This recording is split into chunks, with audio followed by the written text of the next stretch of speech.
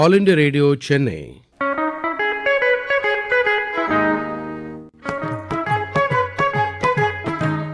In tonight's program of English, we feature an interview titled Reviving the Fading Legacy of Indian Culture. In this program, S. Jayakumar, conservator, is interviewed by Amrit Bhargava, advocate. This is the first part.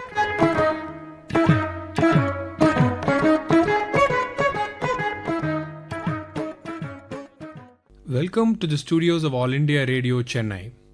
Our guest today is Mr. S. Jayakumar, a performing classical musician trained at Kalakshetra Foundation, an ardent heritage enthusiast. His vast research and readings on the subject have made him a sought-after resource person. Holding a master's degree in music, history and Tamil literature, he is also qualified in sound engineering and Shaiva Siddhanta. A trained epigraphist under the late Dr. R. Nagaswamy and Professor S. Ramachandran, his consulting forays include the latest film Ponniyin Selvan. He is the founder of his own creative trinity, being Courtyard Tours for curated heritage travel, Prastara, an initiative for heritage conservation, and Tuhil, which aims to revive traditional handlooms.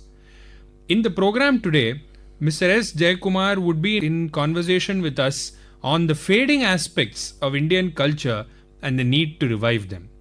Heritage represents that connection between the past, present and future, and I'm sure that this conversation will illumine that link with specific reference to Tamil Nadu and its cultural treasures.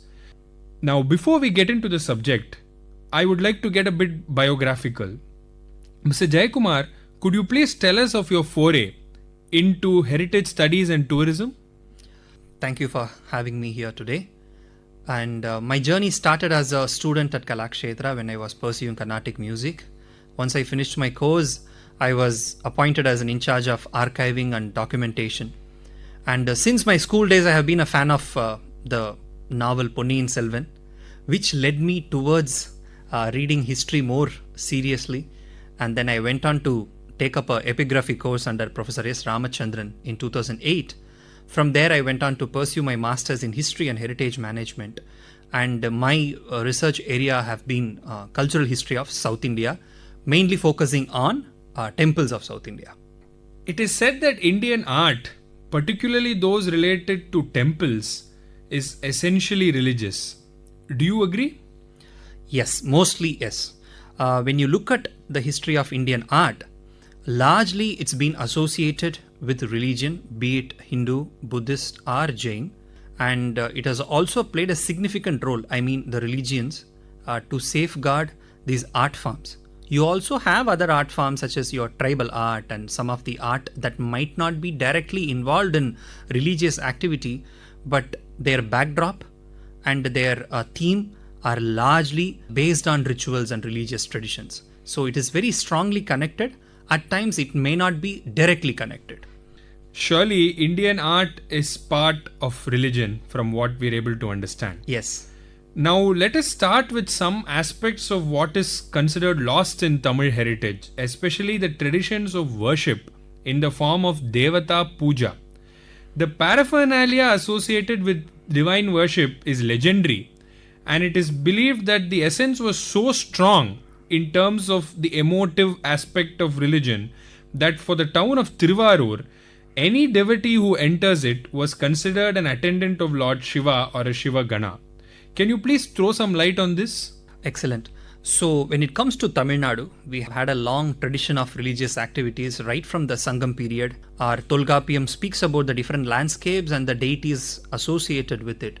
Post-Sangam period, we have the era of epics such as Silapadigaram, Manimekalai, Chintamani, Valayapati and Kundalakesi. Chintamani, Silapadigaram and Manimekalai are the three full epics that are available to us today in its fullest form. All these three epics speak about the Hindu deities as well as the Buddhist worship, and also the Silapadigaram gives a very beautiful picture of many Buddhist shrines in Pumbuhar, and it also speaks about other temples. Post that is a very, very significant period, not only in the history of Tamil Nadu, but in the history of South India itself.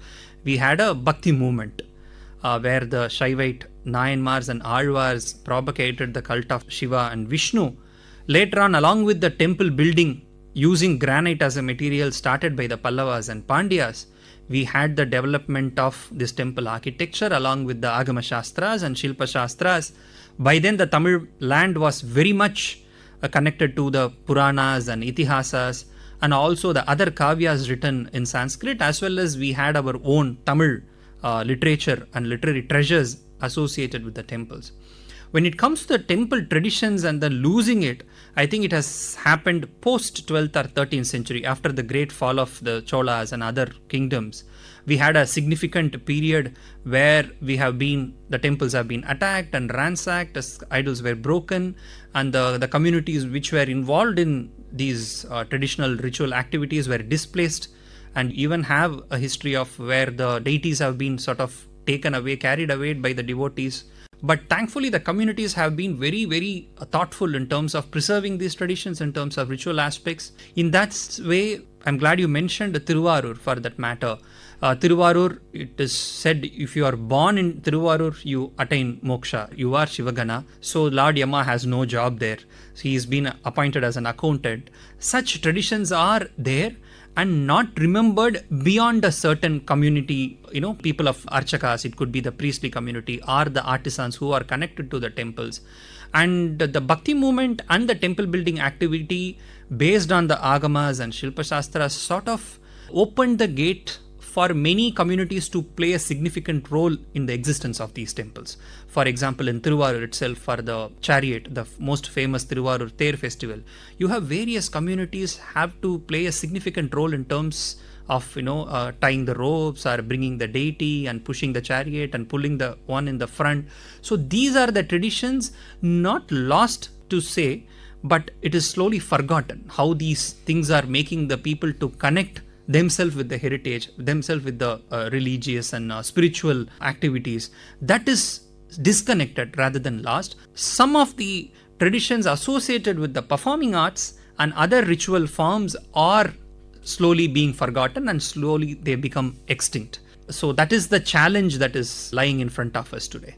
Surely, from what you have just said, Indian temples and particularly temples in Tamil Nadu represent Indian history and the local traditions in miniature. It is opined that conservation is the art of transformed survival. In that context, isn't this a very subjective engagement about what has to be conserved and what may not be conserved? Is it totally left with time or the verdict of history, as they say? What do you think of this? It is a time testing thing. See, the real point is there are certain things you want to conserve and preserve the physical entity of a particular structure because it reminds a particular time period. For example, a main sanctum, let us say in Tanjavur Brigadishwara temple, it has to be preserved and conserved because it is a magnificent structure in terms of art and architecture, the iconography, everything is beautiful. Apart from all that, it gives enormous amount of historical data that can be seen. So you are able to walk into a temple and it is like a time machine. I always say these temples are like time machine. You go inside the temple, you are sort of transformed into that era, and then you can read the written documents on the walls of these temples. And 1,000 years ago, they have meticulously recorded all the donations that were made into this temple.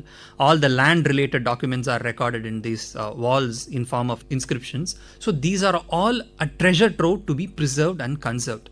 The other thing, as you said, what needs to be conserved, what need not be, or what is sort of time will decide whether it has to be preserved or conserved. That is a very tricky thing. I think there are many traditions we have lost. And for instance, even in Tanjavur temple itself, inside the Sanctum Sanctorum, we have the Chola murals, which was painted in the 11th century.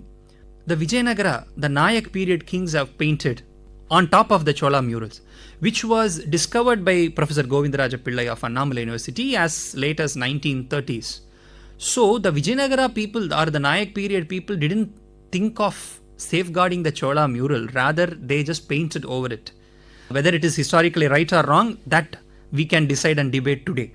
But those days that thought wasn't there as such, as you rightly pointed out. So slowly the UNESCO and the ASI Conservation Department, they peeled out the Nayak period painting. They have safeguarded both the Nayak as well as the original Chola mural. So this is a very, very time testing thing. And then I think over a period of time, at times people say once you touch it to conserve, it loses its historicity. It is as new as, it could be. That is a challenge that lies in terms of conservation, because when you want to conserve, you have to work on it, you have to touch it, you have to move it a bit. Sometimes there comes the historic authenticity of that object or a painting or a sculpture you are trying to preserve. That's a very, very tricky thing. But there is a modern notion of preserving and conserving the ancient treasure. I think that takes precedence over leaving it as it is. As they say, the efflux of time blurs the flow of history. Absolutely. Temples were at once upon a time centers of social activity and local resource management. Hasn't modernity shifted this equation to a large extent today? It's a very interesting question. Once upon a time, center of the society was a religious structure, be it a Shaivite temple or a Vaishnavite temple, Buddhist or Jain. Temple played a significant role in the society. As I said, temple was an administrative center. It was functioning as a bank, it was functioning as a revenue office, it was functioning as an educational institution, it was the center for performing arts, it was everything that is for a village or a town. So when new urbanization took place in the, let us say in the medieval times, temple building was one of the main activity across Indian subcontinent, because they knew apart from being a religious center, temple was a center of the society. Right now when you look at it, temple still plays a very significant role in terms of economy and tourism, and you have the religious activity that takes place, and then you have the festivals that takes place and brings in a lot of people. It sort of creates a lot of revenue. Of course, the tourism. So the temple plays the main role today, but in a different way. It might not be the administrative center, but the lands attached with it, wealth associated with it is all used for the public welfare, build colleges in temple lands and build hospitals in temple lands. Those things still happen. So I think that temples have a very significant role to play even today, to put it in a modern context. There is surely that element of eternity that is attached to temples and the structures and the meanings that they convey. Absolutely. With that, let me thank Mr. S. Jayakumar for that wonderful analysis and discussion. Surely, the duo of history and heritage have stirred the ship of art, music and all associated legends in this part of India for centuries now. Listeners, we are at the end of the first part of this interview with Mr. S. Jayakumar, and join us in the next part and the concluding part of this interview, where we uncover more about the aspects of Indian culture, especially through the lens of temples and its lived experiences.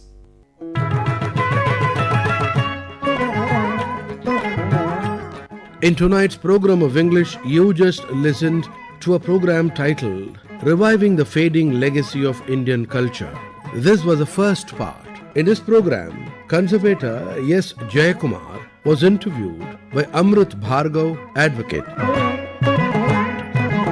With that, we come to the end of this edition of Program in English, and this broadcast came to you from the Chennai studios of All India Radio.